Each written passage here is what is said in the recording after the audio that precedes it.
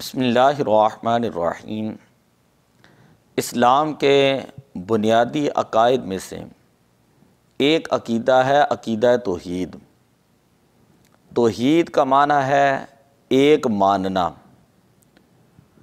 اور اصطلاح میں توحید کہتے ہیں کہ یہ ایمان رکھنا کہ ساری کائنات کا مالک، ساری کائنات کا خالق، ساری کائنات کا پروردگار، قادر مطلق، ساری کائنات کا نظام چلانے والا جو اللہ تبارک و تعالی ہے وہ ایک ہے۔ وہ اللہ تعالیٰ اپنی ذات کے اندر بھی ایک ہے، اپنی صفات کے اندر بھی ایک ہے۔ اللہ کی ذات ایک ہے، اللہ کی ذات کے اندر کوئی شریک نہیں۔ قرآن پاک کے اندر اللہ تعالیٰ نے ارشاد فرمایا قل هو اللہ احد، اے پیارے حبیب فرما دیجئے کہ اللہ ایک ہے۔ اللہ الصمد، جو بے نیاز ہے، لم یلد ولم یولد، نہ اس کی کوئی اولاد ہے اور نہ وہ کسی کی اولاد ہے۔ وَإِلَٰهُكُمْ إِلَٰهٌ وَاحِدٌ، کہ تمہارا خدا ایک ہی ہے۔ لا الہ الا هو الرحمن الرحیم، اس اللہ تعالیٰ کے علاوہ کوئی معبود نہیں، وہی رحمان ہے اور وہی رحیم ہے۔ اس کو کہتے ہیں توحید فی الذات۔ توحید فی الصفات کا مطلب یہ ہے کہ اللہ تعالیٰ اپنی صفات کے اندر ایک ہے۔ اللہ تعالیٰ کی بے شمار صفات ہیں۔ اللہ تعالیٰ حی ہے، قیوم ہے، سمیع، بصیر، علیم اور خبیر۔ اس کے علاوہ بے شمار اللہ تعالیٰ کی صفات ہیں۔ تو اللہ تعالیٰ جس طرح اپنی ذات کے اندر وہ واحد اور یکتا ہے، اسی طرح اللہ تبارک و تعالیٰ اپنی صفات کے اندر بھی یکتا ہے۔ کوئی کائنات کے اندر اللہ کی صفات کی طرح کسی کے پاس صفات نہیں ہے۔ لیس کمثلہ شیء، کہ اللہ کی مثل کوئی نہیں ہے۔ نہ ذات کے اندر اللہ کی کوئی مثل ہے، نہ ہی صفات کے اندر اللہ تعالیٰ کی کوئی مثل ہے۔ اللہ تعالیٰ کی صفات کے بارے میں مسلمانوں کا یہ عقیدہ ہے کہ اللہ تعالیٰ کی صفات وہ قدیم ہیں، اللہ کی صفات جو ہے وہ ازلی ہیں، اللہ کی صفات ابدی ہیں، اور اللہ تعالیٰ کی صفات جو ہیں وہ ایسی صفات ہیں جو اللہ کی حقیقی صفات ہیں۔ اگر اللہ تعالیٰ کے علاوہ کسی کے اندر سمیع، بصیر، علیم اور خبیر کسی کو کہا جائے گا، یا یہ صفات صابر کی جائیں گی، حی کی صفات، اور کہ یہ فلاں مخلوق حی ہے، یہ علیم ہے، سمیع ہے، بصیر ہے، خبیر ہے، تو اس کے لیے مسلمانوں کا عقیدہ یہ ہے کہ مخلوق کے اندر یہ صفات اللہ کی عطا سے ہیں۔ یہ اللہ کی عطا کردہ صفات ہیں، ان کی ذاتی نہیں، اور مخلوق یہی صفات جو ہے وہ حادث ہیں کہ ایک نہ ایک دن ان کی صفات جو ہے وہ فنا ہو جائیں گے۔ اللہ کی ذات قدیم ہے تو اللہ کی صفات بھی قدیم۔ نہ اللہ کی ذات کے لیے فنا ہے، نہ اللہ کی صفات کے لیے فنا۔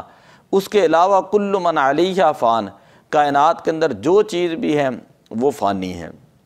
تو مخلوق کی صفات جو ہیں وہ مجازی ہیں، مخلوق کی صفات جو ہے وہ عطائی ہیں، اور مخلوق کی صفات جو ہیں وہ حادث ہیں۔ اگر یہ حقیقت اور مجاز کا مسئلہ سمجھ آ جائیں تو بہت سارے مسائل جو ہے وہ حل ہو جاتے ہیں کہ اللہ کی جتنی صفات ہیں اس کی حقیقی صفات ہیں، اور مخلوق کی جتنی صفات ہیں اس کی جو ہے وہ مجازی طور پر یہ صفات ہیں۔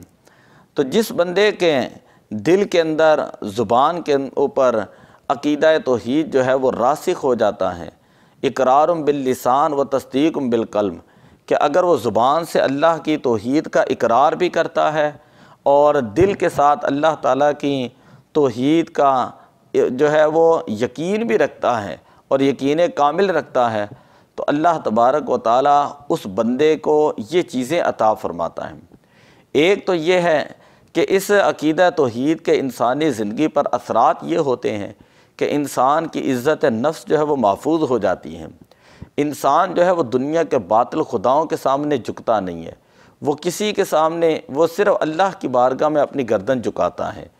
اسی طرح جس بندے کے دل میں عقیدہ توحید جو ہے وہ راسخ ہو جاتا ہے، وہ بندہ مطمئن ہو جاتا ہے ہر حال کے اندر، اللہ تعالیٰ اسے اطمینان قلب عطا فرماتا ہے۔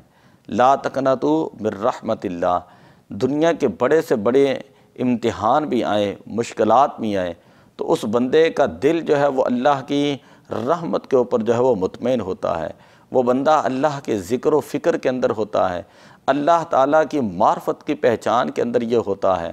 الا بذکر اللہ تطمئن القلوب، کہ اللہ کے ذکر سے دلوں کو اطمینان ملتا ہے۔ اسی طرح عقیدہ توحید کے انسانی زندگی پر اثرات میں یہ ہیں کہ انسان کے اندر عاجزی و انکساری پیدا ہوتی ہے۔ انسان کو پتہ ہے کہ ایک نہ ایک دن میں نے اللہ کی بارگاہ میں پیش ہونا ہے، اور انسان دنیا کے اندر تقوی اور طہارت اور پرہیزگاری جو ہے وہ اختیار کرتا ہے، اور جو عمل بھی کرتا ہے اس کے ذہن کے اندر یہ ہوتا ہے کہ میرا یہ عمل جو ہے وہ اللہ تعالیٰ دیکھ رہا ہے، اللہ تعالیٰ کی ذات جو ہے مجھے ان معاملات کے اندر جو ہے وہ دیکھ رہی ہے۔ اسی طرح جس بندے کا ایمان اللہ کی ذات پہ کامل ہوتا ہے، وہ اللہ تعالیٰ کی ذات کے اوپر جو ہے کامل توکل کرتا ہے۔ وَعَلَى اللَّهِ فَلْيَتَوَكَّلِ الْمُؤْمِنُونَ، کہ اللہ کی ذات کے اوپر ایمان والے لوگ جو ہیں وہ توکل اختیار کرتے ہیں۔ اسی طرح وہ بندہ جو ہے دنیا کے اندر جب وہ رہتا ہے، صبر و استقامت کے ساتھ رہتا ہے، مصائب کو برداشت کرتا ہے اور مساوات کے ساتھ رہتا ہے، اور ایک دوسرے کے ساتھ محبت اور پیار کے ساتھ رہتا ہے، اور اخلاق حسنہ کا وہ بندہ پیکر ہوتا ہے۔ اسے پتہ ہے کہ میرا اللہ کی ذات کے اوپر کامل ایمان ہے، اور اللہ تعالیٰ کی بارگاہ سے مجھے اس کی جزا ملے گی۔ تو اس طرح جیسے جیسے لوگوں کے دلوں کے اندر عقیدہ توحید پختہ ہوتا ہے، تو معاشرے کے اندر برائیاں جو ہیں وہ ختم ہوتی ہیں، کیونکہ ان کے دلوں میں اور ان کے ذہنوں کے اوپر ایک ہی خدا کا خوف ہوتا ہے، وہ ہے ان کا پروردگار، ان کا مالک، ان کا خالق اللہ تبارک و تعالیٰ۔